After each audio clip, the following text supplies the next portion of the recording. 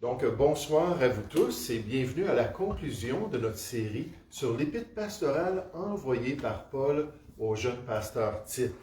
Bienvenue à cette dernière analyse de ce petit écrit du Nouveau Testament, surtout en comparaison avec 1 et 2 Timothée, qui aide l'Église de Jésus-Christ à être un peu plus sainte et irréprochable devant Dieu. Cherchons ce soir Tite chapitre 3 au verset 4. L'épître à Tite au chapitre 3 à partir du verset 4. Puis on va continuer jusqu'au verset 15, jusqu'à la fin de cette épître, puis on va regarder encore des vérités concernant l'Église de Jésus-Christ. Tite chapitre 3 au verset 4, on nous dit « Mais lorsque la bonté de Dieu lorsque la bonté de Dieu, notre Sauveur, et son amour pour les hommes ont été manifestés. » On a déjà parlé de ce salut merveilleux, on a déjà analysé cela, surtout la dernière fois, avec ses implications pour les chrétiens. Mais j'aimerais qu'on puisse continuer à partir de cette vérité, puis voir d'autres vérités qui s'appliquent aussi dans la vie de l'enfant de Dieu. Donc, notre Sauveur et son amour pour les hommes ont été manifestés. Verset 5, « Il nous a sauvés, non à cause des œuvres de justice que nous aurions faites, mais selon sa miséricorde, par le bain de la régénération, cette nouvelle vie en Jésus-Christ et le renouvellement du Saint-Esprit. Il l'a répandu sur nous avec abondance par Jésus-Christ notre Sauveur, afin que, justifiés par sa grâce, nous devenions héritiers dans l'espérance de la vie éternelle. » Puis là, ça commence à être un peu plus pratique alors qu'on considère cette œuvre de Jésus. Verset 8, « Cette parole est certaine, et je veux que tu affirmes ces choses, afin que ceux qui ont cru en Dieu s'appliquent à pratiquer de bonnes œuvres. Voilà ce qui est bon et utile aux hommes. Mais évite les discussions folles, les généalogies, les querelles, les disputes relatives à la loi, car elles sont inutiles et vaines, vides d'importance pour Dieu. Éloigne de toi après un premier et un second avertissement, celui qui provoque des divisions. Sache qu'un homme de cette espèce est perverti et qu'il pêche en se condamnant lui-même. Lorsque je t'enverrai Artémas ou Tychique, hâte-toi de venir me rejoindre à Nicopolis, car c'est là que j'ai résolu de passer l'hiver. Aie soin de pourvoir au voyage de Zénas, le docteur de la loi, et d'Apollos. Et quand j'entends ce mot-là, Apollos, je m'arrête et j'apprécie tellement. C'est un peu le Esdras de la Nouvelle Alliance. Vous vous rappelez, dans l'Ancien Testament, Esdras, ce scribe-là qui avait appliqué son cœur à étudier, puis à mettre en pratique, puis à enseigner au milieu d'Israël les lois et les ordonnances. On nous dit que c'était quelqu'un qui était versé dans la loi de Dieu, qui était remarquable dans sa compréhension des voies de Dieu. Apollos, on nous dit la même chose à son sujet dans Acte 18. On nous dit qu'il était versé dans la parole de son Dieu. Donc, aie soin de pourvoir au voyage de Zénas, le docteur de la loi, et d'Apollos, en sorte que rien ne leur manque. Il faut que les nôtres aussi apprennent à pratiquer de bonnes œuvres, pour subvenir aux besoins pressants, afin qu'ils ne soient pas sans produire de fruits. Tous ceux qui sont avec moi te saluent. Salue ceux qui nous aiment dans la foi. Que la grâce soit avec vous tous. L'apôtre Paul continue ici ses instructions pour l'Église de Jésus-Christ, et il bâtit sur le fondement du salut du pécheur, ce salut si merveilleux en Jésus-Christ, pour parler de ce qui suit le pardon qu'on reçoit par la grâce de Dieu, pour démontrer qu'après le salut vient le service. Après le salut vient le service. Si toutes les assemblées chrétiennes pouvaient enseigner ça aux nouveaux convertis, s'ils pouvaient les disposer spirituellement à voir qu'après notre salut, on a des œuvres à pratiquer. On a des bonnes œuvres que Dieu veut qu'on priorise pour plaire à Dieu, pour servir le Seigneur, pour servir son Église locale dans une nouvelle marche qui s'ouvre devant lui.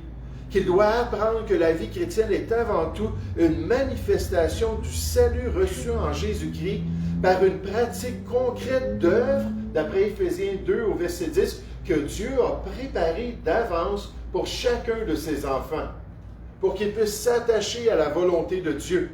Ce ne sont pas des œuvres pour être sauvés d'après le Nouveau Testament, ce sont des œuvres qu'une fois sauvés, vont manifester cette réalité-là de notre salut. Ce n'est pas la cause de notre salut, mais c'est bien l'effet de notre salut, pour démontrer qu'un enfant de Dieu est vraiment sauvé. Regardez dans Tite chapitre 3, comment on souligne ça à quelques reprises. Verset 4, c'est tellement beau. Mais lorsque la bonté de Dieu, notre Sauveur, et son amour pour les hommes a été manifesté, il nous a sauvés. Puis là, on spécifie parce qu'on va parler de bonnes œuvres, mais non à cause des œuvres de justice que nous aurions faites, non à cause de nos propres efforts personnels, mais selon sa miséricorde, par le bain de la régénération et le renouvellement du Saint-Esprit. Il l'a répandu sur nous avec abondance par Jésus-Christ, notre Sauveur, afin que, justifiés par sa grâce. Maintenant, qu'est-ce que ça veut dire quand le Nouveau Testament nous parle d'être justifiés par sa grâce? Il nous dit que nous sommes sauvés gratuitement, sans avoir besoin de payer pour notre salut. Romains 3 au verset 24, il nous dit que c'est un cadeau que Dieu offre aux pécheurs. Romains 6 au verset 23, basé sur l'œuvre de Jésus-Christ. C'est un élément qu'on ne peut pas mélanger avec les œuvres et finalement la grâce. Ils sont opposés entre eux, Romains 11 au verset 6. Et que Dieu ne veut pas qu'on se détourne de sa justice, comme les Juifs de l'époque, Romains 10 au verset 3, mais plutôt qu'on accepte que nous sommes sauvés par la grâce de Dieu. On continue, nous devenions héritiers, toujours au verset 7, dans l'espérance de la vie éternelle, puisque c'est un cadeau, puisque c'est l'œuvre de Dieu, puisque c'est ce qu'on a reçu en Jésus-Christ. Mais là, verset 8 est très important. Cette parole est certaine. Et je veux que tu affirmes ces choses, que ça soit enseigné, que les gens, les chrétiens, les enfants de Dieu, l'Église de Jésus-Christ puissent comprendre ces choses-là, afin que ceux qui ont cru en Dieu, ceux qui ont été sauvés par la grâce, qui se sont appropriés par la foi, la main du cœur, la promesse de l'Évangile, que ceux qui ont cru en Dieu s'appliquent à pratiquer de bonnes œuvres. Après le salut vient le service, vient les bonnes œuvres, vient la consécration, à faire ces choses que Dieu a préparées d'avance pour nous. Il dit, voilà ce qui est bon et utile aux hommes. Et voilà la volonté de Dieu pour son Église et ses enfants. Sautez au verset 14. On va aller dans cette section-là tout à l'heure. C'est-à-dire, il faut que les nôtres aussi apprennent. C'est une grande leçon. Qu'ils apprennent à pratiquer de bonnes œuvres.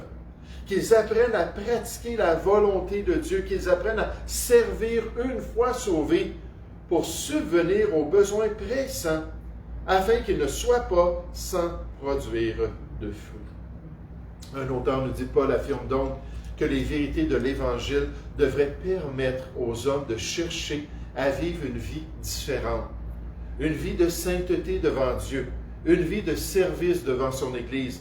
Ces bonnes œuvres ne font pas seulement référence aux actes de bénévolence et de charité, mais à tout ce qui est droit et à tout ce qui est bon dans notre marche chrétienne, qui mène l'enfant de Dieu vers une vie d'honnêteté et de sainteté devant Dieu à cause du salut qu'on a reçu en Jésus-Christ. Le commentateur Albert Barnes. Cherchez avec moi Jacques chapitre 2. Ce soir, Jacques chapitre 2. Alors que Jacques pratique comme il est, et j'aime beaucoup son épître, démontre que chez une personne vraiment sauvée, il y a toujours une question de la foi comme moyen pour s'approprier le salut et une question des œuvres comme une manifestation ensuite de ce salut qu'il a reçu en Jésus-Christ. Si les deux ne sont pas présents dans la vie d'un individu, si une personne n'est pas en train de servir Dieu après avoir été sauvée, alors on peut vraiment se demander, comme Jacques le demande, est-ce que la foi de cette personne-là peut vraiment l'avoir sauvé? S'il n'y a pas eu de transformation à cause de sa foi en Jésus-Christ. Cette transformation qui est manifestée par des bonnes œuvres qu'on accomplit pour la gloire de Dieu. Jacques chapitre 2, verset 14, mes frères, Que sert-il à quelqu'un de dire qu'il a la foi en Dieu, la foi dans le Seigneur, la foi dans le salut en Jésus, s'il n'a pas les œuvres, si sa vie n'a pas été changée par ce salut merveilleux? La foi peut-elle le sauver? Peut-on dire qu'une personne est vraiment un enfant de Dieu sans devenir une nouvelle créature en Jésus-Christ? 2 Corinthiens 5,17, on nous dit que tout le potentiel est là pour une vie efficace pour Dieu, une vie de service qui plaît au Seigneur. Il dit, est-ce que c'est vraiment réel, cette relation-là avec Dieu, s'il n'y a pas eu de transformation? Par exemple, verset 15, si un frère ou une sœur sont nus et manquent de la nourriture de chaque jour, et que l'un d'entre vous qui se disent chrétiens leur dise « Allez en paix, chauffez-vous et rassasiez », et que vous ne leur donniez pas ce qui est nécessaire au corps, à quoi cela sert-il? Des paroles, mais sans action concrète pour aider quelqu'un. Il en est ainsi de la foi. Si elle n'a pas les œuvres, elle est morte en elle-même. Il n'y a pas de vie, il n'y a pas cette nouvelle... ce potentiel-là en Jésus-Christ, même si la personne se dit sauvée. Verset 18. Mais quelqu'un dira, toi tu as la foi et moi j'ai les œuvres. Montre, et moi je soulignerai ça dans votre Bible, montre-moi ta foi sans les œuvres. Parce que là on parle de ce que les hommes voient, n'est-ce pas? On parle de ce qui frappe les yeux. Est-ce que Dieu a besoin d'œuvres pour savoir qu'une personne est vraiment sauvée? Dieu voit l'intérieur, il voit le cœur quand la personne est convertie, est régénérée. Dieu voit qu'il a reçu réellement cette vie en Jésus-Christ. Mais l'être humain, est-ce qu'il le voit? Montre-moi ta foi sans les œuvres, et moi je te montrerai la foi par mes œuvres. Pour que l'être humain, pour que le croyant, pour que l'Église puisse voir cette réalité-là du salut qui se trouve dans le cœur de l'individu. Verset 19, tu crois qu'il y a un seul Dieu, tu fais bien.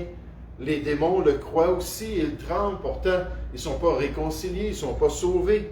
Veux-tu savoir, ô homme, que la foi sans les œuvres est inutile pratiquement parlant?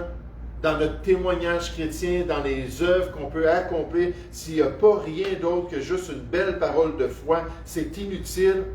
Abraham, notre père, ne fut-il pas justifié par les œuvres?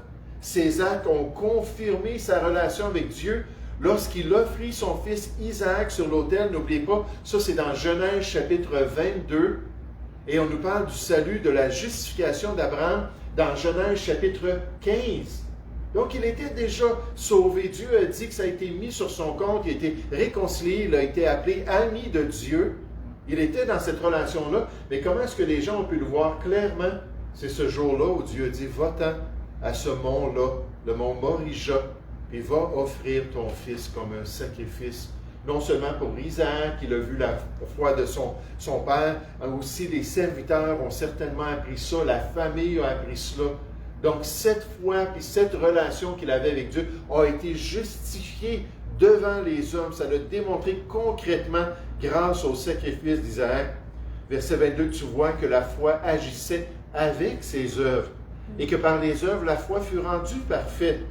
Ainsi s'accomplit ce que dit l'Écriture, puis là on revient dans Genèse chapitre 15, Abraham crut à Dieu, et cela lui fut imputé à justice, a été mis sur son compte, et il fut appelé ami de Dieu, et sa foi a été confirmée par ses actions, le fait qu'il a suivi la volonté de Dieu. Verset 24, vous voyez que l'homme est justifié par les œuvres, et non par la foi seulement aux yeux des hommes, alors qu'ils démontrent leur relation avec Dieu. Rahab, la prostituée, ne fut-elle pas également justifiée par les œuvres lorsqu'elle reçut les messagers et qu'elle les fit partir par un autre chemin? Nécessairement, elle avait déjà fait des choix dans son cœur. Elle a déjà démontré par ses paroles que les gens comprenaient qui ils étaient et que leur Dieu était le seul vrai Dieu. Elle a démontré sa foi-là dans le seul vrai Dieu en recevant ces gens-là. Comme le corps sans âme est mort, de même la foi sans les œuvres est morte dans le témoignage à rendre de notre salut. Et ça, l'Église doit retenir cela. Pour être sainte et irréprochable, ses membres doivent être encouragés, ils doivent être enseignés, Ils doivent être exhortés alors qu'on se rencontre pour s'exciter à l'amour et aux bonnes œuvres, de pratiquer des bonnes œuvres concrètes qui sont en accord avec la volonté et l'appel de Dieu. Donc l'apôtre Paul dit à Tite, écoute Tite, tu dois faire la distinction des choses. Tu dois rappeler qu'on est sauvé à cause de l'amour et la bonté de Dieu. Ça n'a rien à faire avec nos œuvres.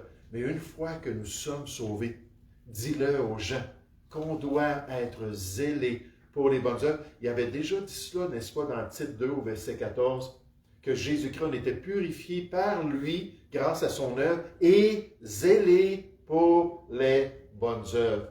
Là, dans le chapitre 3, il donne des exemples. Puis il vient réitérer cette réalité-là. Et remarquez de même qu'après le salut, il faut se débarrasser des distractions. Après le salut, là on guide le croyant dans des bonnes œuvres, dans un service pour Dieu puis pour son Église, mais on doit se débarrasser des distractions. Le chrétien doit apprendre que ce que sont les priorités de sa vie chrétienne. Il doit comprendre ce qui est utile et inutile. On l'a vu mercredi soir, dans ces pratiques-là, dans la volonté de Dieu. Il doit trier surtout les influences qu'il permet dans sa vie pour s'assurer de toujours faire ce qui est en accord avec la volonté de Dieu sans dévier à cause des influences humaines, à cause des philosophies de l'homme. Ça, il doit apprendre, il doit avoir du discernement.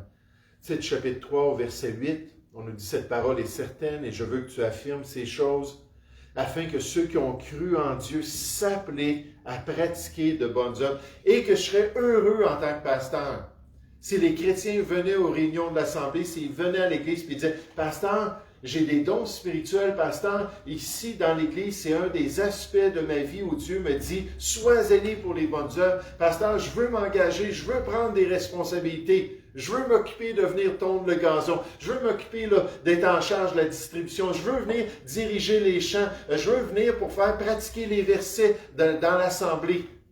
Pour avoir des gens comme ça qui seraient vraiment tout joyeux de s'offrir à Dieu pour pouvoir être un membre actif dans le corps local. Et quelle joie! Afin que ceux qui ont cru en Dieu s'appliquent à pratiquer de bonnes œuvres. Voilà ce qui est bon et utile aux hommes. Mais, encore une fois, ces conjonctions, c'est important. Mais, évite les discussions folles. Nécessairement, lui, puis dans son enseignement, il doit l'encourager. Évite les généalogies, les querelles, les disputes relatives à la loi, car elles sont inutiles et vaines. Puis là, il répète ce qu'il avait déjà dit dans le chapitre 1, versets 10 à 16, surtout pour que Tite lui-même, dans son ministère et dans son influence, puisse éviter des choses qui sont vaines, des choses qui ne sont pas importantes pour le Seigneur. Comme un auteur dit, dans les choses les plus importantes, on doit avoir de l'unité, puis dans ces choses-là qui sont secondaires, on a de la liberté. Puis en tout, j'essaie de me souvenir, là, je ne l'ai pas inscrit, mais en tout, on a de la charité. Puis on va s'aimer, puis on va marcher dans le Seigneur, mais il y a des choses qu'il devait enlever, il devait exhorter les chrétiens à enlever ces distractions-là de leur vie. Il dit au verset 10, « Éloigne de toi. » Donc là, ça commence à être sérieux, n'est-ce pas? On parle du dirigeant dans une église. « Éloigne de toi. » Après un premier et un second avertissement, deux opportunités qu'on offre à quelqu'un qui est dans l'erreur, qu'on offre à quelqu'un qui essaie de pousser ses croyances dans l'Église. Mais après un premier et un second avertissement, celui qui provoque des divisions, celui qui veut détruire l'harmonie puis l'unité, pour pas qu'on ait le même cœur, puis la même pensée, puis le même amour, puis la même foi dans le Seigneur. Philippiens 2, au verset 2, qui cherche à nous distraire, à nous détourner de la volonté de Dieu. Il dit, sache qu'un homme de cette espèce est perverti. Le mot veut dire qu'il est corrompu, qu'il s'en va sur une mauvaise voie, dans une mauvaise direction, et qu'il pêche devant le Seigneur en se condamnant lui-même parce qu'il influence l'œuvre de Dieu. Il mélange l'erreur à la saine doctrine. On se souvient nécessairement que dans le chapitre 1, après ça, Paul avait dit, alors qu'on regardait le chapitre 2, alors qu'il en avait parlé dans le chapitre 1, il arrive au chapitre 2, au verset 1, puis il dit au jeune pasteur Tite, il dit, pour toi, dit les choses qui sont conformes à la saine doctrine. Il faut persévérer dans la saine doctrine, il faut continuer dans la saine doctrine, il faut être fidèle envers tout le conseil de Dieu dans l'Église de Jésus-Christ, il faut dispenser droitement les Écritures. 2 Timothée chapitre 2 au verset 15, pour plaire au Seigneur. Mais quand il y a du monde comme ça dans l'assemblée, à un moment donné, il faut agir envers eux. Éloigne de toi cette mauvaise influence. Regardez dans l'Épître aux Romains au chapitre 16. L'Épître aux Romains, cette fois-ci, c'est dans l'Église de Rome, au chapitre 16. On voit l'aboutissement final, lorsque les avertissements sont donnés, puis finalement, il n'y a pas de repentance, la personne est entêtée, la personne est militante. Hein, c'est toujours ça, on peut parler, ce midi, on a parlé de différentes choses, les chrétiens ensemble, puis on voyait qu'il y avait des choses qu'on n'était pas tout le temps d'accord. Mais tant qu'une personne est humble, puis elle est prête à dire, bon, ben, OK, moi c'est ça ma perspective, peut-être que je me trompe, mais on peut marcher ensemble, on peut continuer dans les voies du Seigneur. Mais quand la personne arrive, elle est militante, puis non, c'est ça le plan de Dieu, c'est ça la volonté de Dieu, puis elle vient semer du trouble, là la Bible nous dit 2 avertissements. Puis leur donner ces avertissements-là, puis l'aboutissement final, c'est qu'à un moment donné, il faut dire, va-t'en, éloigne de toi. On voit ça ici dans le passage de Romains chapitre 16, au verset 17. « Je vous exhorte, frères, à prendre garde. » Donc, veillez, faites attention. Là, ce n'est pas juste dit au pasteur, c'est dit à l'assemblée.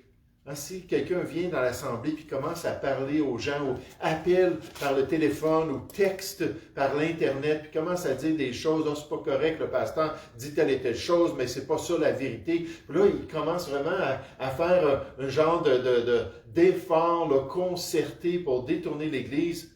J'aimerais vous dire, ça c'est pour nous tous. C'est une responsabilité en tant que chrétien. Je vous exhorte, frères, à prendre garde à ceux qui causent des divisions et des scandales. Le potentiel est là, au préjudice de l'enseignement que vous avez reçu. Éloignez-vous d'eux. Oh, ça c'est spécial, n'est-ce pas?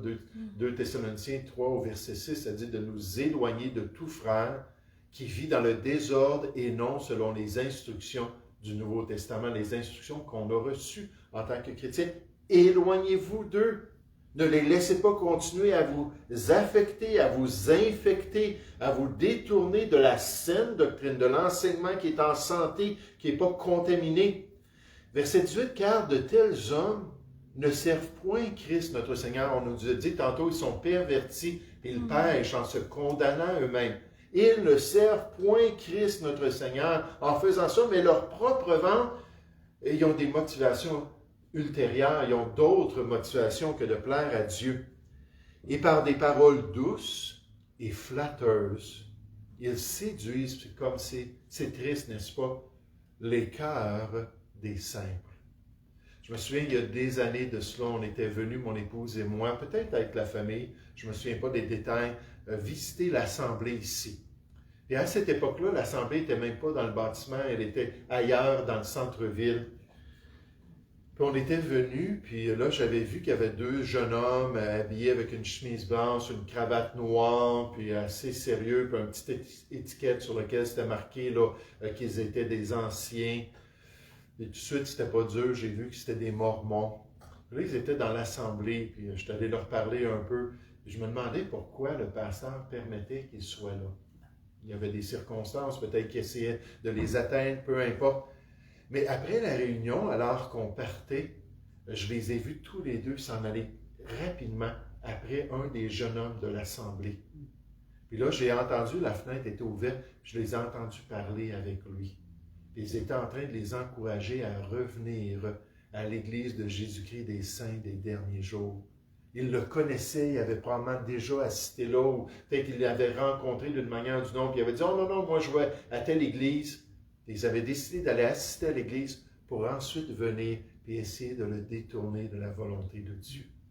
Puis quand j'avais vu ça, je me suis dit, ah, ils sont séducteurs. Hein, c'est probablement un nouveau sauvé, probablement un chrétien qui n'a pas d'expérience dans la parole de Dieu. Puis là, ils étaient là autour de lui pour essayer de le ramener dans les voies de Dieu. J'espère que ça n'a pas fonctionné. Ils séduisent les cœurs des simples. de ceux qui ne sont pas sages dans les voies du Seigneur. Pour être sainte et irréprochable, après le salut, l'Église doit pratiquer de bonnes œuvres.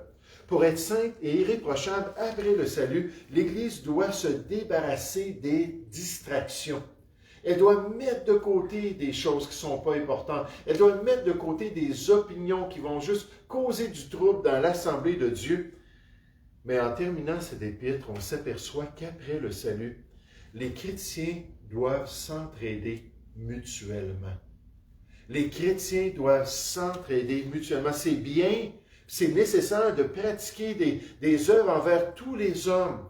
Comme on a vu dans Tite, chapitre 3, verset 2, d'être plein de douceur envers tous les hommes, envers tous les contacts qu'on a, envers toutes les personnes qu'on côtoie, envers toutes les personnes peut-être de notre famille ou au travail, et d'essayer d'être bon envers les gens. Mais il ne faut surtout pas il faut surtout se rappeler que les enfants de Dieu, dans le plan de Dieu, c'est aussi une priorité.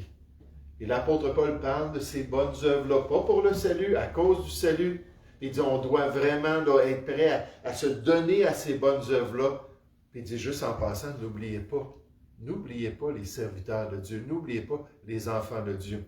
Dans Galates 6 au verset 9, on pourrait probablement tous le citer. Est-ce que quelqu'un qui se rappelle Galates 6 au verset 9? Les fruits de l'esprit? Non, Galates 5, 22, Galates 6, verset 9, ne nous lassons pas de faire le bien, car nous moissonnerons au temps convenable si nous ne nous relâchons pas. Puis là, peut-être vous ne connaissez pas le verset 10. C'est-à-dire, ainsi donc, pendant que nous en avons l'occasion, pratiquons le bien envers tous les hommes, mais surtout envers les frères dans la foi. Et on termine ce soir avec ça. Ne pas oublier de prendre soin des chrétiens. Verset 12 dans Tite, chapitre 3, on nous dit, lorsque je t'enverrai Artémas ou Tychik, pour aider Tite dans ses besoins, pour l'exhorter, le soutenir, l'encourager, pour prendre soin de lui, il dit, hâte-toi de venir me rejoindre à Nicopolis. Puis l'apôtre Paul ne se gênait pas. Il disait ouvertement qu'il avait besoin des autres chrétiens, qu'il avait besoin du ministère des enfants de Dieu. Il dit, car c'est là que j'ai résolu de passer l'hiver avant son arrestation nécessairement. Aie soin, verset 13, de pourvoir au voyage de Zénas, le docteur de la loi, qui est-il? Aucune information. Et d'Apollos, lui, on le connaît un peu plus, en sorte que rien ne leur manque, soit une source de bénédiction pour les serviteurs de Dieu, soit un soutien de l'œuvre du Seigneur et de l'Église de Jésus-Christ. Puis là, on revient encore à ce principe, verset 14, il faut que les nôtres aussi apprennent à pratiquer de bonnes œuvres pour subvenir aux besoins pressants, ici, des chrétiens, des serviteurs de Dieu, de l'Église de Jésus-Christ, afin qu'ils ne soient pas sans produire de fruits. Et n'est-ce pas que ce serait triste un jour d'aller voir le Seigneur, puis de se tenir devant lui, puis d'avoir aucun fruit de notre vie chrétienne, d'avoir rien produit, d'avoir construit avec du bois, du chaume, puis du foin, puis toutes ces choses-là vont être brûlées, puis consommées, puis il va juste rester des cendres à terre devant notre Sauveur. Plutôt que d'avoir accompli sa volonté, il ne voulait pas qu'il soit sans produire du fruit. Verset 15, « Tous ceux qui sont avec moi te saluent.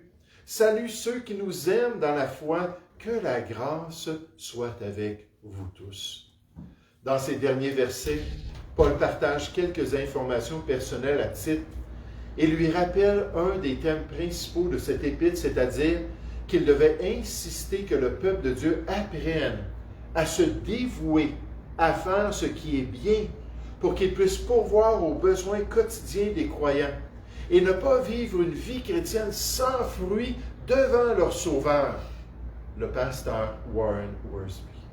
Oh, comme j'aime dans 1 Corinthiens chapitre 16 au verset 15, lorsque l'apôtre Paul encourage les Corinthiens à faire ce qui est bien, il leur dit, « Vous savez que la famille de Stéphanas est les prémices de l'Achaïe. » L'Achaïe qui était la province du sud en Grèce, les premiers fruits de l'Évangile dans son ministère.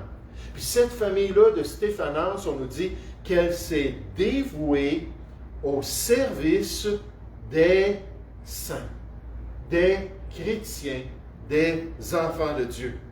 Et dit ces gens-là qui ont été les premiers à être sauvés en Achaïe, et l'Achaïe nécessairement c'était la base pour l'église de Corinthe. Et dit ces gens-là là, qui sont remarquables parce que même si ça fait longtemps qu'ils sont sauvés, une chose qui ressort de leur ministère chrétien, ils se sont dévoués au service des saints. Comment est-ce que je peux être une bénédiction dans l'Église de Jésus-Christ? Comment est-ce que je peux venir pour prendre mes dons et les mettre au service des autres? Comment est-ce que je peux glorifier le Seigneur en prenant soin des enfants de Dieu? Et quand le pasteur demande quelque chose, toutes les mains devraient se lever, nécessairement, si c'est dans un tel contexte où tout le monde peut participer.